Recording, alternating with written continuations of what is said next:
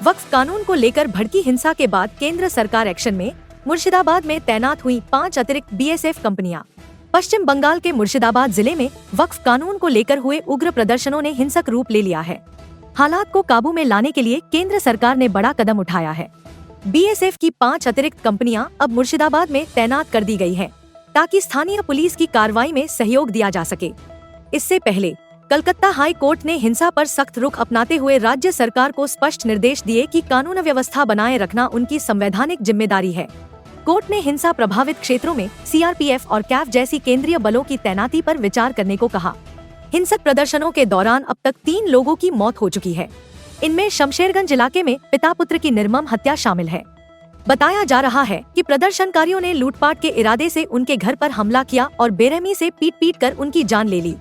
परिजनों ने आरोप लगाया कि घटना के दौरान पुलिस को कई बार फोन किया गया, लेकिन कोई जवाब नहीं मिला। इस हिंसा को लेकर अब तक 100 से ज्यादा लोगों की गिरफ्तारी हो चुकी है। वहीं पहले से तैनात 300 बीएसएफ जवानों के अलावा अब केंद्र सरकार द्वारा भेजी गई 5 और बीएसएफ टीमें शांति व्यवस्था बनाए रखने में सक्रिय रूप से लगी है। इस संबंध में दक्षिण बंगाल फ्रंटियर बीएसएफ के आईजीपी करणी शेखावत ने कहा, हमने अपनी 5 टीमें भेजी हैं और वे सभी पुलिस के साथ काम कर रही हैं। हम पूरी कोशिश कर रहे हैं कि स्थिति जल्द नियंत्रण में आए। उन्होंने यह भी कहा कि केंद्र और राज्य की एजेंसियां आपसी तालमेल के साथ काम कर रही हैं और स्थानीय लोगों की सुरक्षा सर्वोच्च प्राथमिकता है। कोर्ट ने राज्य सरकार से हिंसा पर विस्तृत रिपोर्ट तलब की है और पूछा है कि क्या आवश्यकता पड़ने पर केंद्रीय बलों की मदद ली जा सकती है। राज्य सरकार ने जवाब में कहा कि फिलहाल स्थिति नियंत्रण में है और केंद्रीय बलों की जरूरत नहीं है। उन्होंने यह भी बताया कि सीनियर पुलिस और प्रशासनिक अफसर मौके पर तैनात हैं। हालांकि अदालत ने सख्त लहजे में कहा कि किसी भी तरह की आने वाली हिंसा को रोकने के लिए पहले से कदम उठाए जाएं और लोगों की जानमाल की सुरक्षा सुनिश्चित की जाए।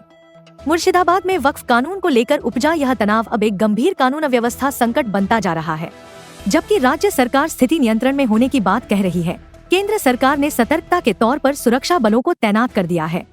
आने वाले दिनों में कोर्ट की निगरानी में इस पर और कार्रवाई हो सकती है। उनके साथ बातचीत और हमें उनके साथ मिलकर इस स्थिति में काम करना है, बस इसी डिस्कशन है। सर, अभी तक कितना फोर्सेज डिप्लॉयड हो चुके हैं बीएसएफ के? देखिए, हमने 5 कंपनियां अपनी पुलिस की हेल्प के लिए भेजी है और पुलिस के जहां उन्होंने डिप्लॉय किया वो उन्हीं के साथ।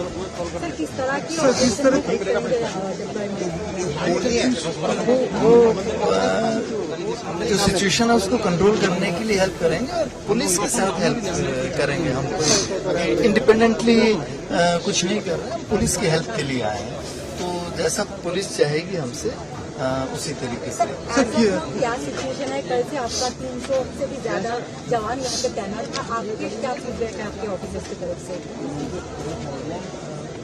देखिए, हम पुलिस की हेल्प के लिए आए हैं और पुलिस के साथ मिलकर काम कर रहे हैं और अभी हमारी जो डीजी साहब से बात हुई वो भी यही हुई है कि हम उनके साथ मिलकर ही काम करें और हमें पूरी उम्मीद है कि यहाँ जल्दी ही शांति बहाल हो जाएगी। कुल मिलाकर कितनी कंपनी से बीएसएफ की तरफ से? हमने अभी 5 कंपनियां प्रोवाइड की। बाद में किया अगर पुलिस चाहेगी रिक्वेस्ट करेगी या रिक्वेजिशन देगी तो हम और भी कंपनी। सर, जितने भी कंपनी डिप्लॉयड हुए सब साउथ बंगाल फ्रंटियर की ही कंपनी है ना सर? जी। सर, दोपहर को एक इंसिडेंट हुआ है बीएसएफ जब यहाँ पे पहरेदारी कर रहा था, बीएसएफ के ऊपर भी अटैक पड़ा जिसके चलते बीएसएफ को फायरिंग भी करना पड़ा। तो इस तरह का सिचुएशन के लिए बीएसएफ कितना तैयार है, क्योंकि ये बहुत एक क्रिटिकल जगह है? देखिए, बीएसएफ हर सिचुएशन के लिए तैयार है। ऐसी सिचुएशन आती रहती हैं, ये कोई पहली बार ऐसी सिचुएशन नहीं है। बीएसएफ पहली बार ऐसी सिचुएशन में नहीं आई है, लेकिन हमारे जो जवान हैं जितने समझदारी से काम ले सकते हैं उतनी समझदारी से ले रहे हैं और पुलिस के साथ मिलके काम कर रहे हैं। यही। Thank you.